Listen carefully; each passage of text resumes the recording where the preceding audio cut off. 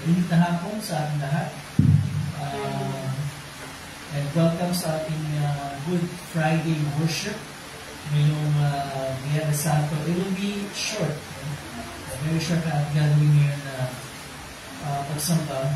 Very short meditation of the 7 last words of the power of Jesus Christ was cross.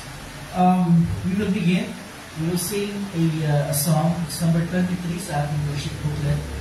Ang title nito ay Sa Pagmamahal ng Diyos. It's number 23. Sa Pagmamahal ng Diyos. Of course, para sa ating mga Kristiyano, ang pinaka-ultimate na pagpapakita ng Diyos ng kanyang pagmamahal sa atin ay nang bigay niya, isugo niya ang kanyang bukong na si Jesus upang siyang mag-usa at mamatay bilang kabayaran sa lahat ng ating mga kasalanan. So we will sing the song. Sa pagmamahal ng Diyos, sino ang makahihigit? Mayroon ka bang nababagin? Kung na anak, hindi niya ipinagkain, nalawak sa mundo, nagdusa at lumanas ng libong sakit. Oh, oh, oh, tumingin ka sa dakilang pagmamahal mo. Kahit bayaran ka, hindi sapat ito upang ibalik ang itong itinigis ng iyong anak para sa akin. Ang Diyos kay buti mo sa isang tulad ko, masubayin sa nais mo. Di magpansin dakilang pagmamahal mo, tinanggap pa rin ako, tinatawad sa mga kasalanan ko.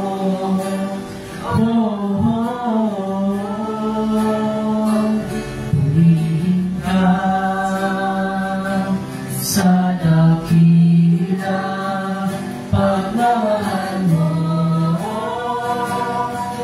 Kahit bayan ka, hindi sapat ito upang ibalik ang totoong itinigis ng iyong anak para sa akin. Salamat po, Panginoon, dahil sa pag-ibig mo, buhay ko ay nabago.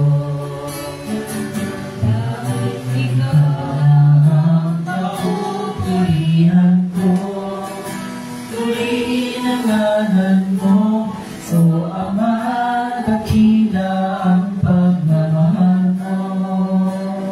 Oh, oh, oh, purihin ka sa dakilang pagmamahal mo. Kahit bayaran ka, hindi sapat ito upang ibalik ang totoong itinigis ng iyong anak para sa akin. Oh, oh, oh, purihin ka sa dakilang pagmamahal mo. Kahit bayaran ka, hindi sapat ito upang ibalik ang totoong itinigis ng iyong anak para sa akin.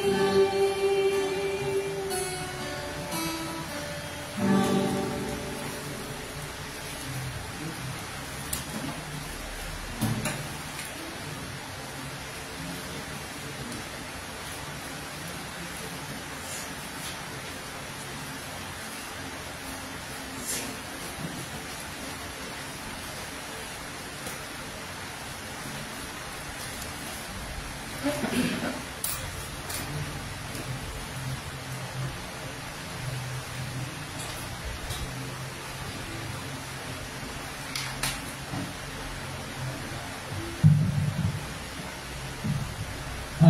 wika na ilikas sa ating Panginoon na siya'y nakapako sa krus ay nakatala sa Lucas 23 verse 34. Ang sabi ko, sinabi ni Jesus, Ama, patawarin mo sila sapagkat hindi nila nalalaman ang kanilang ginagawa. So yan ang unang wika na binigit ang ating Panginoon sa krus. Tanong, bakit ba mahirap ang magpatawad? Bakit mahirap magpatawad? Hindi magaling magpatawad, ibig sabihin mo hindi mahirap. Especially pagka talagang nasaktan tayo ng todo-todo. Diba? Totally, mahirap magpatawad. Bakit mahirap magpatawad? Bakit mahirap? We would also agree na dapat tayo magpatawad. But the question is, bakit kayo mahirap magpatawad? Dahil nasaktan tayo, di ba? Pero more than yung higit sa sakit ng damdamin, nasaktan yung pagkatao natin, yung pride natin. At most of the time, that time pag-iisip na we don't deserve, di ba? We don't deserve what had happened to us, di ba? Yung nangyari sa atin, yung nagawa sa atin, ng sinumang tao, ang minisip natin palagi, we don't deserve, we didn't deserve kung ano man. That is why mahirap magpatawad. Diba? Pero, pinapaalala sa atin ng pagkamatay ng ating Panginoong Jesus Lord sa krus. And especially, yung unang wika na binanggit niya, pinapaalala sa atin na kung meron mang pinakamahirap na patawarin, tayo yun. As far as our relationship with the Lord is concerned. Tayo yun. Bakit tayo? Kasi tayo, yung pating pagkakasala sa ating Panginoon, it's paulit-ulit. Tuloy-tuloy, and paulit-ulit. At hindi lang siya isa, kundi marami. Pag ating sinuri ang sarili natin, base doon sa 10 utos ng Diyos, lahat yun nalalabag natin in different ways. And so, kung nagkakasala tayo sa Panginoon, sinasaktan natin yung kanyang kalooban. More so, sinasaktan natin yung kanyang kalwalhatian, di ba? Bilang Panginoon at bilang Diyos. If we think na hindi tayo nararapat, we didn't deserve yung anumang mga nagawa sa ating hindi tama, lalo na hindi deserving ng Diyos na magawa ng ganong mga bagay. Lalo na hindi deserving ng Diyos na tayo ay lumubag na paulit-ulit at maraming beses at maraming tayo sa kanyang mga utos. But then again, ang siya nakapako sa krus, ang unang binanggit niya ay salita ng pagpapatawad. Bakit? Kasi that's the reason why He came. Yeah? Diba? Kaya nga siya sa krus kaya binigay niya ng buhay sapagkat yun ang tanging paraan para yung lahat ng ating mga kasalanan ay mapatawad na. At tinanggap ng Diyos Ama yung kanyang sakripisyo dahil tinatamasa natin ngayon ang lubos na kapatawaran sa ating mga kasalanan. Tayo mga nagtutiwala sa Kanya bilang ating Panginoon at tagapagligtas. Ano pinapaalala sa atin ng unang wika? Regardless kung ano man yung ating pakiramdam o pagtanaw o pananaw sa isang bagay, sa isang tao na nakagawa sa atin ng kasalanan, dapat tayo magpatawad. And if we are struggling to forgive, then we bring to the Lord yung ating struggle to forgive. And ask the Lord to help us. Na overcome natin yung anumang sakit na dahilan kung bakit hindi pa tayo makapagpatawad. Diba? At the same time, asking the Lord na bigyan tayo ng strength so that makapagpatawad tayo sa mga tao dapat natin patawarin. So, yun ang pinapaalala sa atin. Unang utot ng unang wika ng ating Panginoon Jesus doon sa meron ba kayong struggle sa kasalukuyan? Do you struggle to forgive someone na nagkamali sa inyo? If you are, then take it to the Lord. in prayer. Dali mo sa Panginoon yung sa panalangin. Kaya hindi madali, pero yun ang dapat natin gawin. Sabi nga, diba, kung paano pinatawag tayo ng Diyos, dapat natin patawarin ng sino mang nagkakasala sa atin. Amen. Ang karong wika ng Panginoon ay nakatala naman sa Lucas 23, verse 43. Excuse me. Sabi doon, sumagot si Jesus, sinasabi ko sa iyo, isasama kita ngayon sa paraiso. Tanong, para sa inyo, ano ang paraiso? Para sa inyo, ano ang paraiso? Brian, para sa iyo, ano ang paraiso?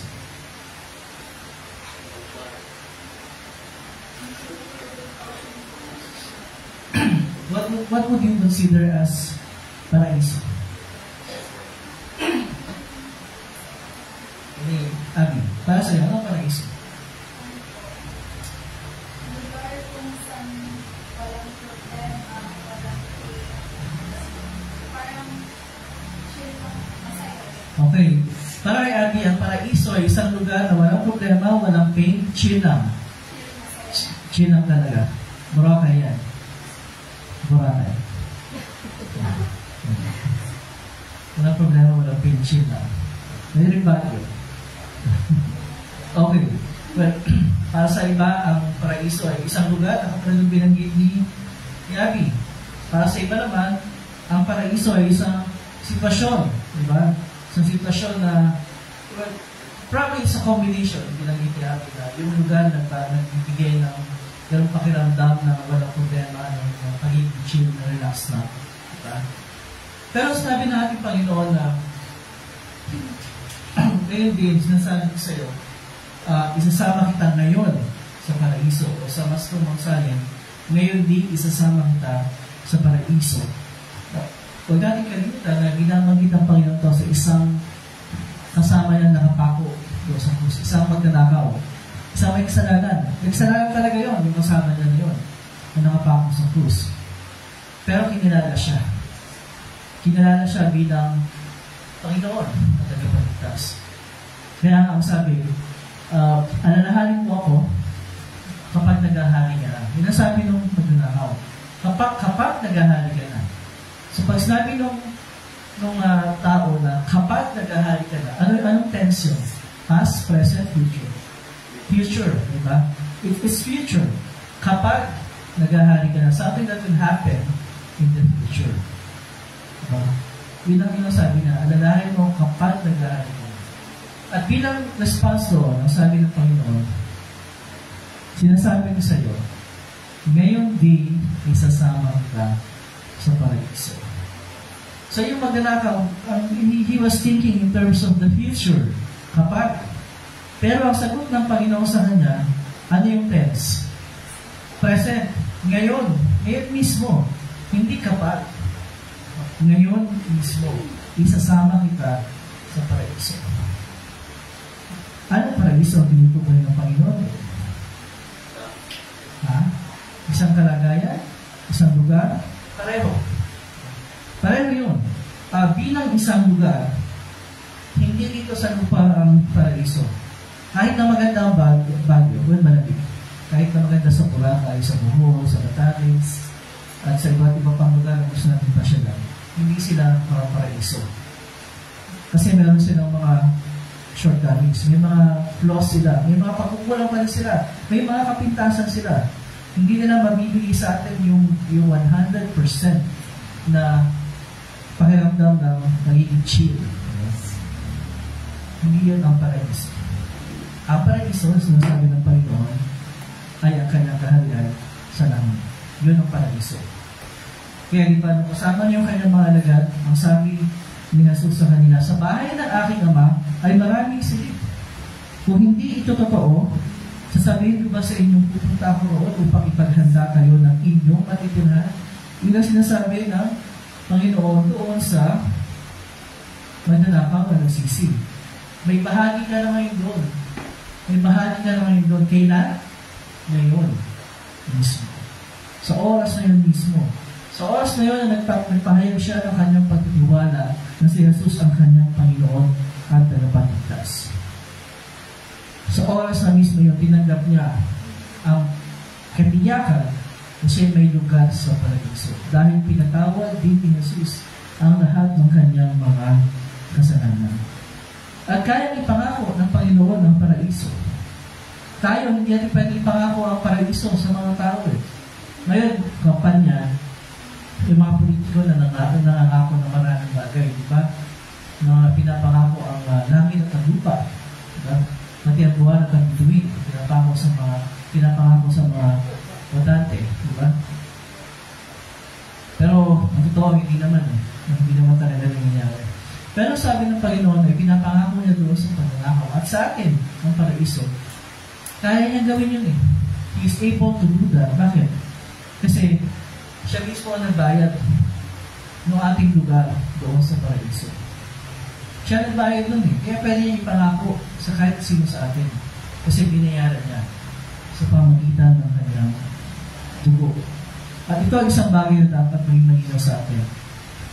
Sa oras ng ating kamatayan, pag bumato na tayo sa wakas ng ating buhay dito sa lupa, ang ating tungo ay sa paraiso. Hindi tayo dadaan sa parang middle place, holding place. O, diyan ka muna. Kaya, diyan muna kayo. Hindi kayo dadaan sa langit kasi hindi pa kayo ganap na malinis. Pero totoo, hindi tayo ganap na malinis sa ating sarili. Pero hindi ba nililisan ng Diyos ng Panginoon ang lahat ng ating kasalanan? Tanong ko, gaano karaming kasalanan ang pinatawad ng Panginoon sa atin? 50% lang ba? 100%? Kasi kung 50% lang yan, wala din yan eh. Kasi ang kailangan ng Diyos sa langit ay mga tao nilinis ng lubusan. 100%. Diba? So yun ang pinangako ng Diyos sa atin, ng Panginoon sa atin. Nilinis niya ang ating kasalanan 100% because of that. We are able na makadiretso sa paraiso sa oras ng pagwawakas ng ating buhay dito sa mundo. Yung pangako sa magnanakaw, pangako niya sa bawat isa sa atin, at yan ay ating dapat na makawa. Amen. Nagkatong wika ay nakasulat naman sa Juan chapter 19, 26-27. Sabi doon, nang makita ni Jesus ang kanyang ina at ang minamahal ng alagad na nasa dito, sinabi niya, Gina, narito ang inyong anak. At sinabi niya sa alagad, narito ang iyong ina. Tanong muna, sino ba yung minamahal ng alagad na binamahal dito? Sino yung sa lahat ng alagad ni Jesus ang kanyang tinuturing na pinakaminamahal ng alagad? Sino? Sino? Nag-start siya sa letter S? Sorry. J. 1. Kaya ang tawag sa kanya, John the Beloved. Siya ang alagad ng minamahal. But mahal naman ang Diyos ang lahat ng Panginoon ng lahat ng kanyang alagad. Yung 12. Pero ito yung pinakamalapit sa kanya. Si Juan. So, nung sinabi dito na binili niya yung kanyang ina sa kanyang minamahal na alagad, si Juan yun. Si John the Beloved. Ang tanong ko sa inyo ay ito.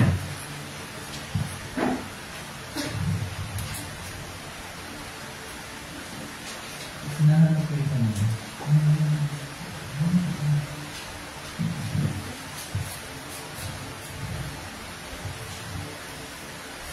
Okay, tanong. Doon sa pitong wikang pinanggit ni Jesus sa krus, ito yung pinaka-personal. Kasi it involves yung kanyang personal na kaugnayan sa kanyang ina. Tingin niyo, bakit kailangan ibilin ni Jesus sa kanyang minamahal na alagad, si Maria? At bakit ibinibilin naman ni Jesus kay Maria ang kanyang minamahal na alagad si Juan? Bakit kasama ito sa pitong huling bigan? Kasi pag di ba yung mga huling bigan, yung mga pinaka-importante, bakit ito kasama ito sa tingin? Ano yung significance nito? Sagot kayo, parang hindi na ako magsasalita. Ito, pangato pa lang tayo. Sagot. Plus, answer. Aisha, may sinasabi ka naman. Hindi na. Sagot ka na. Bakit? Sabi ko ikaw, bakit?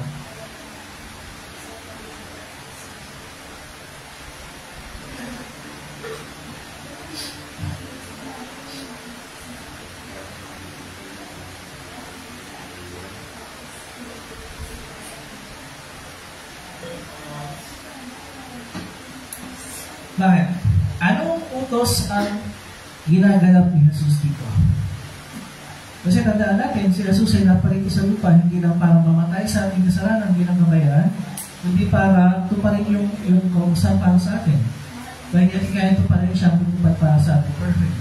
Anong utos ang tinutupad ni Jesus dito? Fourth. Okay? Ano yung fourth na utos?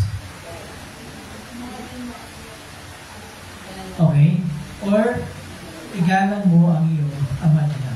So dito, ang ating Panginoon Jesus nung siya nagkatawang tao, hindi naman siya basta sulingaw na.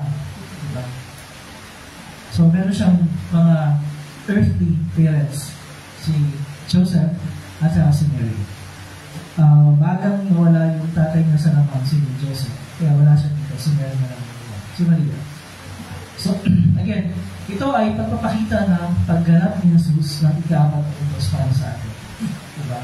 Na he was perfectly fulfilling his relationship, yung kanyang mga duties and responsibilities, obligations sa kanyang earthly parents, especially sa kanyang ina na si Maria. Na the point of his death ay kailangan ipagkatiwala yung pangangalaga kay Juan na kanyang pinakamamahal na lagay. Kasi kahit anong siya muling mabuhay, hindi naman siya nanatili na rito sa lupa ng matagal. So, kailangan na ihabilin niya para mapahalagaan yung kanyang ina. It is Him, the Lord, fulfilling the fourth commandment on our behalf. Kasi, whether we like it or not, all of us, marami tayong mga pagkukulang. Diba? Marami tayong mga nagagawa mga paglapad. Diba? Sa ika-apat na utos. At ito ay nagpapaalala sa atin unang sa lahat na, well, it's our responsibility na dapat natin gampanan. At the same time, pinapaalala sa atin na we can never fully satisfy yung hinihingi ng kautusan para sa atin because we will always fail. Pero lahat si Jesus na ginagampanan at ginampanan ang hinihingi ng kautusan nyo para sa atin. And ano yung bunga sa atin? Na we always have that kind of thinking na matulad kay Jesus na as much as we can, you know, ay meron din tayo ganong pag-isip towards our earthly parents. Maraming mga discussions dyan, yung obligasyon ba ng mga anak. Diba? Yung alam niya yung discussion ng mga ganyan, diba? But, as far as the Bible is concerned, sabi ng Bible, igala mo ang iyong ama at ina. That's the end of discussion. Wala namang sinabi. Timetable na hanggang wala ka pang asawa, blessing. Kung may asawa ka na, okay na, layahan na sa obligasyon. Wala naman ganong discussion as far as the Bible is concerned. Those are practical things na pinag-uusapan. Pero yung first and foremost na pinapaalala is that yun ang ating pupuli towards our earthly parents. And we ask the Lord na bigyan tayo ng lakas na magawa yun sapagkat, again, we will always fail in that respect. Okay, before we continue, let's sing another hymn para break natin.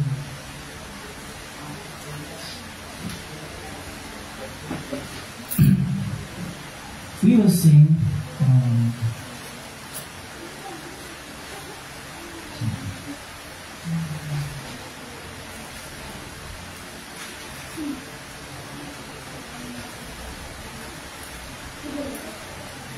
number 9. Bring me to the cross. Number 9.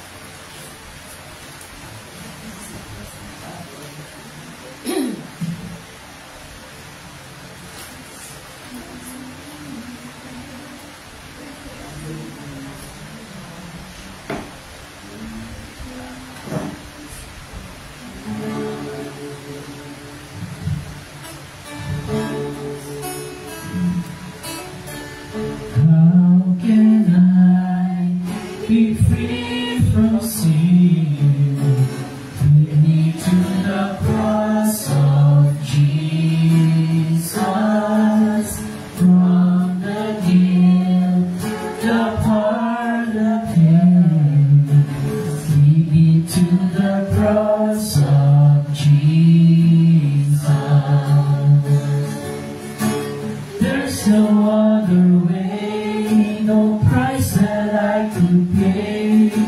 Simply to the cross I cling. This is all I need. This is all I need. That is how I shed for me. How can I know peace within? Lead me to the cross of Jesus. Sing a song of joy again. Lead me to the cross of Jesus. Flowing from above, all forgiving love from the Father's heart to me. This woman is a righteousness, holding me in purity. How can I be day by day? Lead me to the cross of Jesus, following His narrow way. Lead me to the cross of Jesus. There's no other way, no price that I could pay. Simply to the cross I cling. This is all I need. This is all I need. That is what was shed for me. How can I be free from sin? Lead me to the cross of Jesus.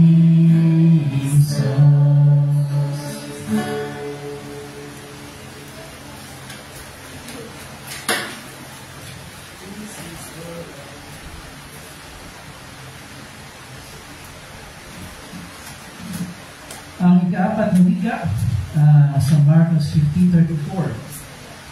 Ngayong katula ng hapon, sumigaw si Jesus, Eloi, Eloi, lema sabachthani, na ang lugar ay Diyos ko, bakit mo ko pinabayaan? Naranasan niyo bang mapabayaan? Uy. Naranasan niyo bang mapabayaan? Kung sino man? O kung ano man sa sitwasyon. Ano ba ang feeling na napapabayaan? Ano feeling na napapabayaan?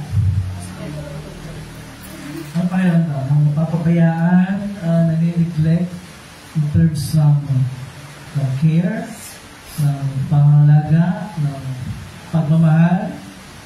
Anong feeling na? Ang pakiramdam mo?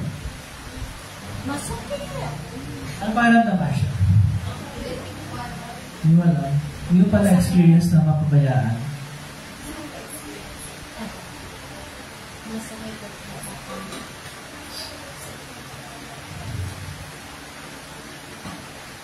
Siyempre, masakit siya, di ba? Yung mapabayaan, yung ma-neglect, especially ng taong iniisip mo na hindi ka pababayaan. Yung taong iniisip mo na siya yung huling mangiiwan sa'yo. At pag sabing huling mangiiwan, hindi kayo iiwan talaga. Ito naman yan. Nung ang ating Panginoon ay dinakip, iniwan siya ng lahat eh. Ang talagang hindi na nang iwan sa akin, siyempre, yung nanay niya, tsaka yung mga kabayinan. Pero lahat ng kanyang mga kaibigan, na kanyang mga alagad, in some ways, iniwan siya, pinagigila siya. Understandable. Mga tao yun, di ba? Kung nakaramdam ng takot, para sa kanilang sariling kalikasan. Pero, yung sabihin niya na ang Diyos Ama mismo ay pinabayaan siya, sa tingin niyo, anong ibig sabihin nun? Nung sinabi ni Jesus na Diyos ko, bakit mo ko pinabayaan? Pinabayaan ba talaga siya ng kanyang ama sa langit? Sa gitna ng kanyang pagdulo sa doon sa krus? Pinabayaan ba talaga siya? Ang hirap isipin na oo ang sagot. Pero ang totoo ay oo. Kung sabihin niya, Diyos ko, bakit mo ako pinabayaan? E pinabayaan talaga siya. Sabihin ba niya pinabayaan o hindi?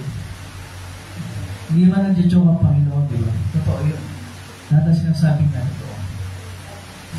Parang ibig sabihin.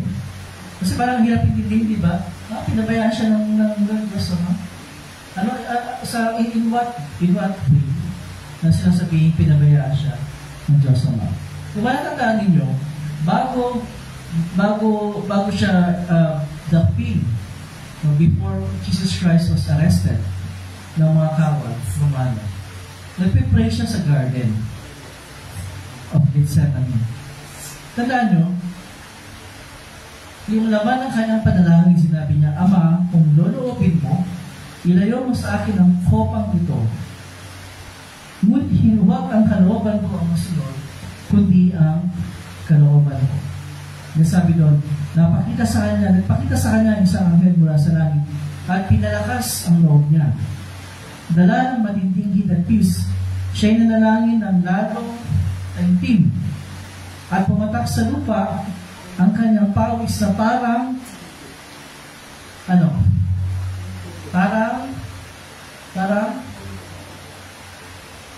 yung pawis niya parang pumatak sa lupa.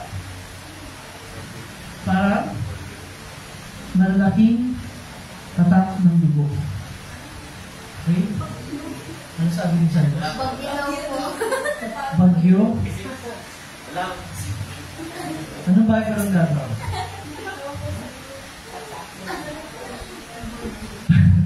Parang malalaking patak ng dugo sa sobrang hinapis niya, sobrang mukod niya. Bago yung sinabi niya sa kanyang mga alagad, ako'y napapagabag ngayon. Sasabihin ko ba, Ama, huwag mong hayaang sumapit sa akin ng oras na ito ng paghihirap? Hindi. Sapagkat ito ang dahilan kung bakit ako naparito upang danasin ang oras nito. Nung sinabi ni Jesus, ang paghihirap bang tinutukoy niya, higit sa pisikal na paghihirap, ay yung siya'y pabayaan ng Diyos Ama. Yung kaya kanyang tinutukoy. Hindi natin lubos na maunawaan ang lalim at bigat ng pagdugusang dinanas ni Jesus. Na nakapaloob sa mga salitang, Diyos ko, bakit mo ako pinabayaan? Pero ang malino na pinapahayag sa atin ng Biblia ay ito. Ano ang pagdurusa ang kanyang dinanas? Yun ay pagdurusa at kaparusahang bunga ng ating mga kasalanan. At ano ba ang kaparusahan sa kasalanan? Kamatayan. At pag sinabing kamatayan, hindi na naman yung physical na kamatayan eh. Diba? May tatlong aspekto ang kamatayan. Physical, spiritual, at eternal. Walang hanggan. Yung physical, ng katawan lupa natin. Ano yung spiritual? Ano yung spiritual? Yung nabubuhay tayo ng walang pagkalinya ng Diyos. Yung kalagayan ng mga hindi na nanampalataya, sila ay buhay pero spiritually, dead sila. Dead sila spiritually. Yun ang ibig sabihin ng pabayaan ng Diyos. Yung hindi kalingain, spiritually, no? Yung hindi pagkalooban ng kapatawaran, yung hindi pagkalooban ng lugar sa paraiso, yun ang spiritual death. Yun ang mapabayaan ng Diyos Ama. Kaya huwag natin kalimutan nang si Jesus ay nakapako sa krus, kaninong kasalanan ang pinagbabayaran niya? Kasalanan ba na? Kasalanan natin. Kasalanan natin. So yung lahat ng aspekto ng paparusahan sa kasalanan natin, yun ay dinanas ni Jesus sa krus. Pati yung to be separated from the Father. Yung mapabayaan ng Diyos. Again, napakalalim nun, hindi natin tatalakayin yung lalim at lawak nun, pero ginawa ginawa yun ni Jesus at dinanas niya yun para sa bawat isa sa atin. Para hindi natin maranasan pa na tayo ang pabayaan ng Diyos. At hindi tayo pabayaan ng Diyos Ama. Dahil pinagdinanas ng Jesus yun sa krus para sa atin. Hindi natin pagdadaanan yung ganong sitwasyon. At tayo ay hahayaan na lang ng Diyos. Hindi tayo kakalingain. Hindi tayo bibigyan ng lugar sa kanyang paraiso dahil sa kasalanan. Dahil ginawa ng Jesus ang lahat para hindi tayo umabot sa ganong kalagayan. Ang limang wika, ito na lang, pag-iba na ito. Hindi ko matapos ito, sabi sa patutuloy nito. Kalima, Juan chapter 19 verse 28. Ito, naranasan natin lahat ito ngayon. Alam niya, Jesus na naganap na lahat ng bagay, kaya upang matupad ang kasulatan, sinabi niya, ano nararamdaman niyo ngayon dahil sa init? Nauuhaw. Sinabi ni Jesus, nauuhaw ako. Sa inyong palagay, ano ang ibig sabihin ni Jesus ang sinabi niya, nauuhaw ako? Ano yan, literal ba siya nauuhaw? O may ibang lugar niya? Sagot. Ha? Literal. Literal. Tama, ano yun, Abby? Sabihin mo.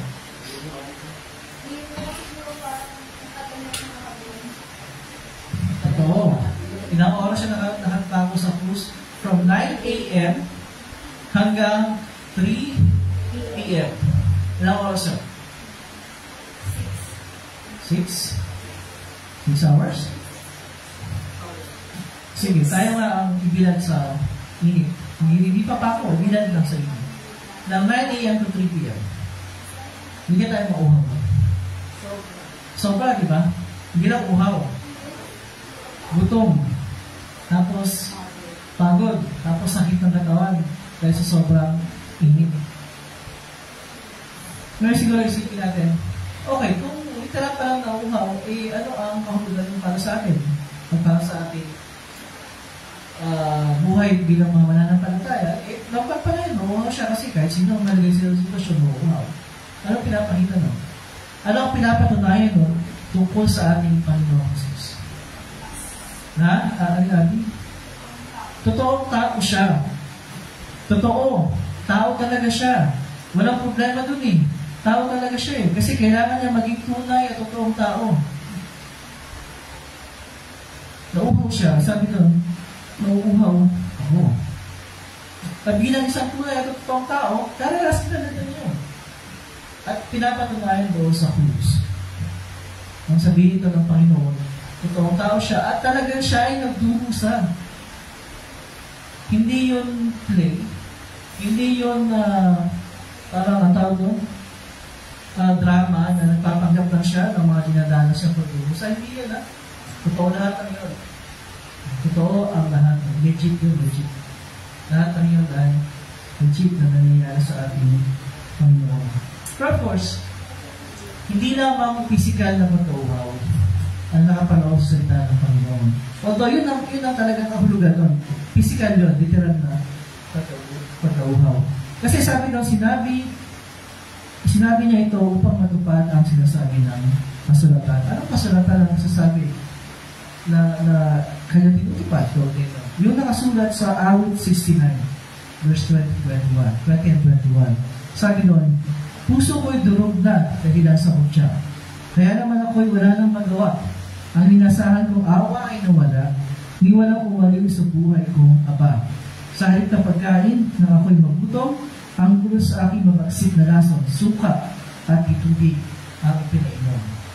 Ang mga salita ito ay kinathan ni Haring David sa panahon ng lumang tipan. At ayon sa ilang mga Bible commentators, ang mga salita ito ay isang pahayag na lubos na ang lubos na kaganapan ay ang dinanas ni Jesus sa krus. Sapagkat nang bigkasin niya ang mga salita ito, ano nangyari? May isang tumakbo, kumuha ng esponja, binasa ito ng ano? Anong binasa dun sa sponge? Tubig, Sprite, Coke, soju. Ano yan? Asin na? Ha? Asin na? Sa ibang saling suka, sa ibang asalin anak. Tapos di ba yung grape, yun. Pwede rin siya maging suka. So siguro sa borderline siya na maging suka siya o alat siya. Kaya gano'n. Diba? Yun ang pinasipsip kay Jesus. Kaya sa pagbukulay natin ng salita ng Panginoon, isipin natin hindi lang yung ating pagkauhaw na pisikal, kundi yung ating pagkauhaw sa tubig na nagbibigay buhay. Kasi Jesus lamang ang tanging nakakapagbigay sa atin. Sabi niya, kung kayo mga nauuhaw ay lumapit sa akin at uminom. Ang sumasampalataya sa akin ayon sa sinasabi ng kasulatan, mula sa kanyang puso ay dadaloy ang tubig na nagbibigay buhay. Ang tinutukoy niya ay ang Espiritu tatanggapin ng mga sumasampalataya sa akin. Hindi na tayo nauuhaw sa pag-ibig ng Diyos. Dahil dumadaloy sa puso namin ang pag-ibig ng Diyos na kanyang pinakita kay Kristo Jesus sa ating Panginoon. Amen. Ay kaanim na wika. Ito yung pinaka-basic sa lahat. Juan 19:13. Pagkatanggap niya sa alak, di ba? Nung nilagay sa dispatch.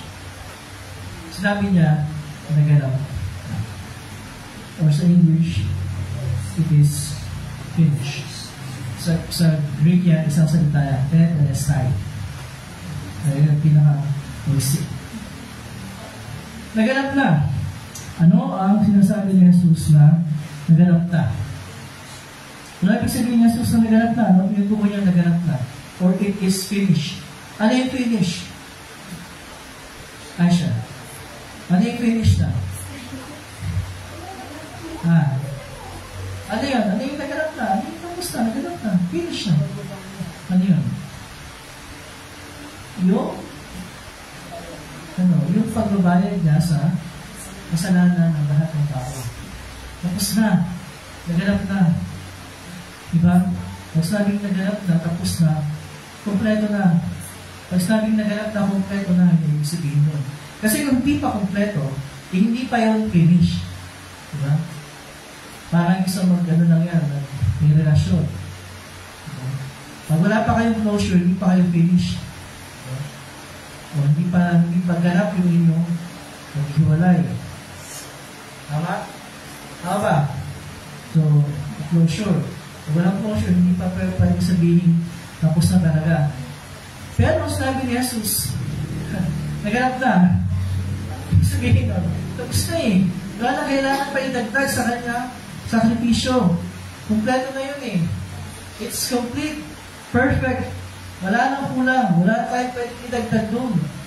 O kaya ibawas pa. Kompleto na yun. Kaya ang sabi ng Biblia, for example, sa Hebrews 7:25 and 28, lukusan niyang maililigtas ang lahat ng lumalapit sa Diyos sa pamamagitan niya.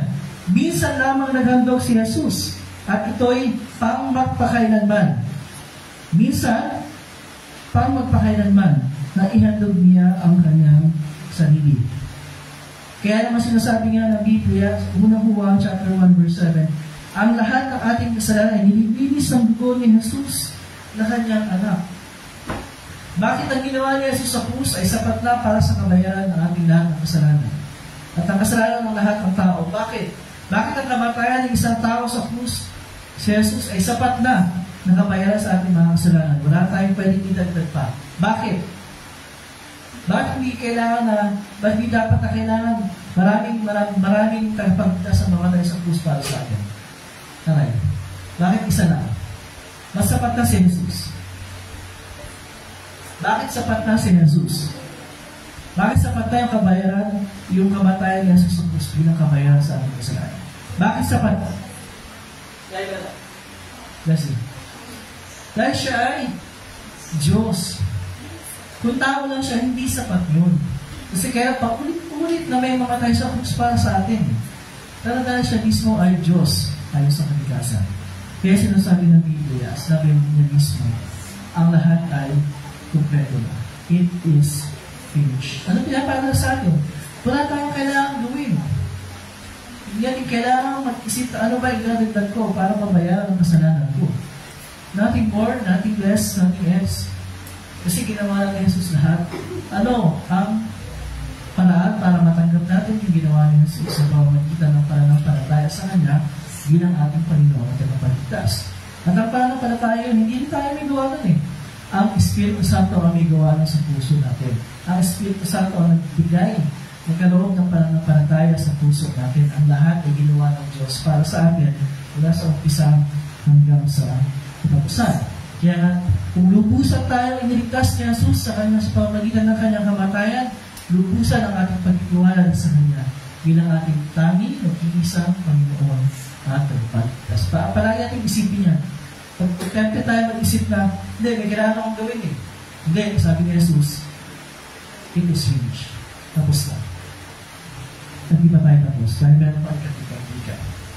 At ito ay sa Lucas 23:46. Sabi doon, sumigaw ng malakas si Jesus, Ama, sa mga kamay mo ay pinagkakatiwala ko ang aking espiritu. At pagkatapos ito, nalagot ang kanyang hininga.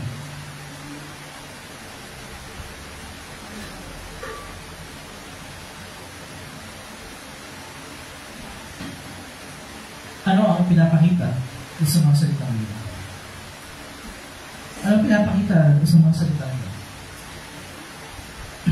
Isa sa mga theories na kumukontra doon sa muling pagkabuhay ni Jesus ay yung theory na hindi siya totoong namatay. Nahimatay lang siya. Tapos inilagay siya doon sa hininga. Tapos nung bumalik yung kanyang kamalayan, di mo kawa na siya ulit. Hindi daw siya totoong namatay. Pero ang sabi ng sinabi ng kapitong bida, sabi ba doon na pagkasabi nito, nahilo siya. O pagkasabi nito, nawalan siya ng malay. Ang sabi doon? Pagkasabi nito, nalagot ang kanyang hininga. Alam ko sabihin nalagot ang hininga? Deaths. Diba? Patay. Hindi nahilo. Diba? Hindi nawalan na ng malay. Nalagot ang kanyang hininga. Totoong namatay siya. Pero bago siya mamatay, kanina pinagkatiwala ang kanyang kaluluwa sa Diyos. Ito ay napapaalala sa atin, meron tayong lubos na kapatawan sa ating mga kasalanan. Tiyak ang ating pupuntahan kung tayo ay namaalam na sa mundo ito. Diba? Kasi si Jesus ay totoong namatay sa atin. At kung paano pinagkatiwala ni Jesus ang kanyang kaluluwa sa kanyang Diyos Ama, yun din naman, wala tayong dapat na pagkatiwalaan ng ating mga sarili, kundi ang Diyos ng Diyos. Diba? Wala tayong pwedeng pagkatiwalaan ng ating sarili. Pwede mo bang sabihin na, Cyrus, malapit na ang oras ko, pagkakatiwala ko ang kaluluwa ko ng Diyos.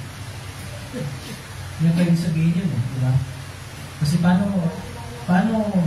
iingatan din dyan ang kaluluwa mo pag namatay ka na? Walang ibang pwedeng mangalaga sa ating mga kaluluwa, hindi ang Diyos lang. Okay? Ang Diyos lang.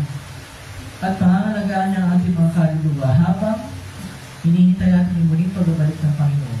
Kasi pag namatay tayo bago ang second coming, ang mangyayari, yung ating katawang lupa ay ililibing sa lupa. Diba? Mabubulok. Pero yung kaluluwa natin, saan pupunta? Sa langit. Ikaw, saan ba pupunta ng kaluluwa mo?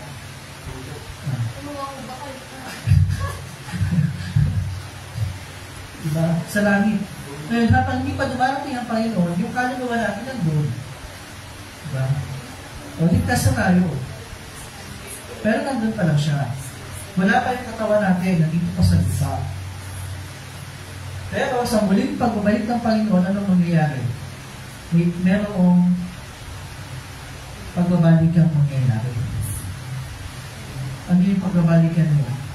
Yung nahiwalay na katawan at kaluluwa ay muling nagsasama.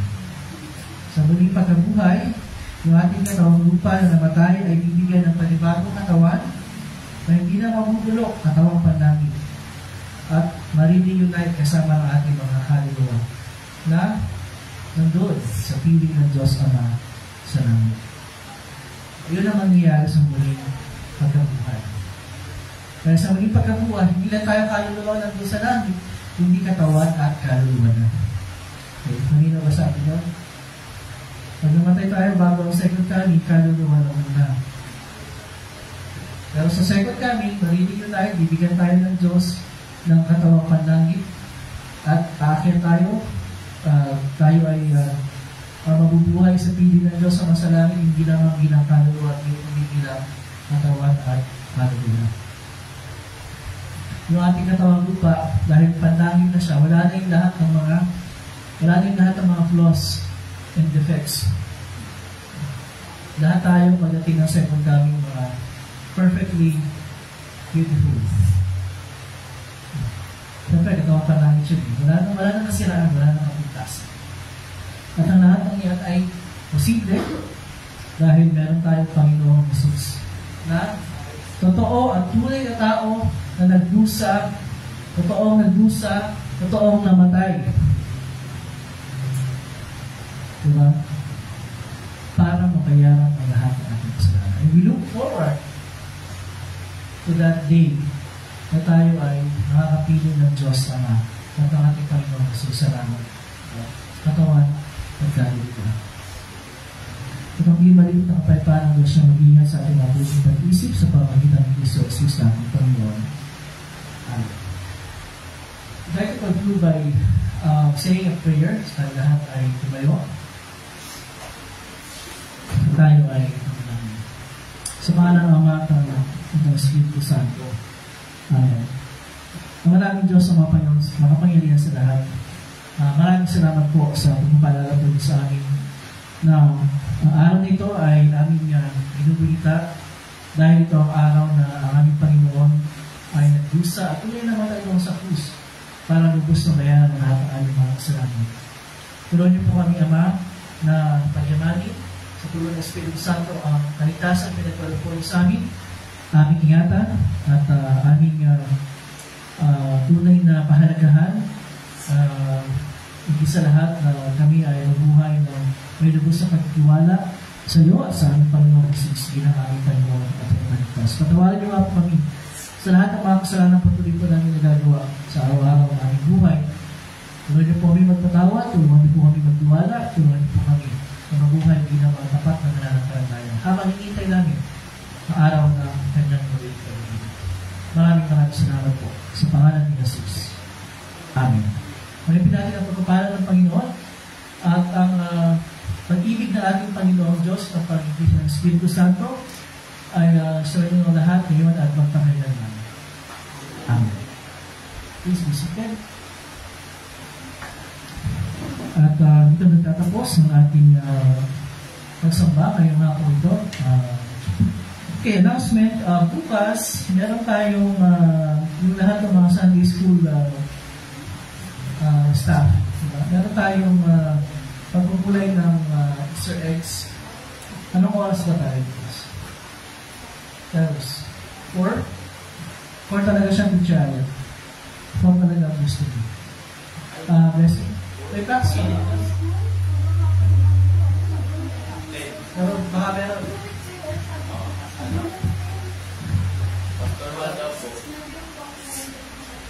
Meron. Sige. Anyway, yung marami naman may iwan. Yung mga hindi kasama sa practice ng band. Dito tayo, mag-perform tayo ng grade. Anong oras na? Ha? 1? Ay, nila lang 4. Ay, ito alaon na. 10. So, ano mga ba? 4 kasi, alam mo yung sabi. Wala, sabi yung picture ay 4 na lang kasi wala kayo. 62. Sige ko dito mag-isa. Okay, so 4 p.m. na lang, ha? Yung pagkukulin ng bukas ng Easter egg. So, and then Easter Sunday, we have our Easter Sunday worship. 9.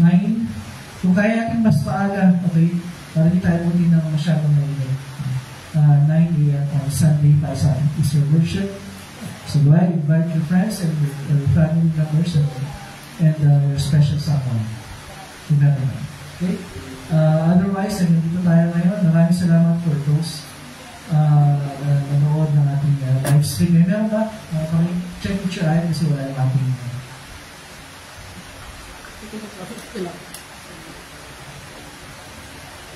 Si Ma'am Jo. Ma'am Jo. Wala na. That's it. Okay, kung meron mga iba pa na hindi nag-register yung pangalan, welcome po sa inyo lahat. Maraming salamat. God bless you. See you again on Sunday. Bye-bye.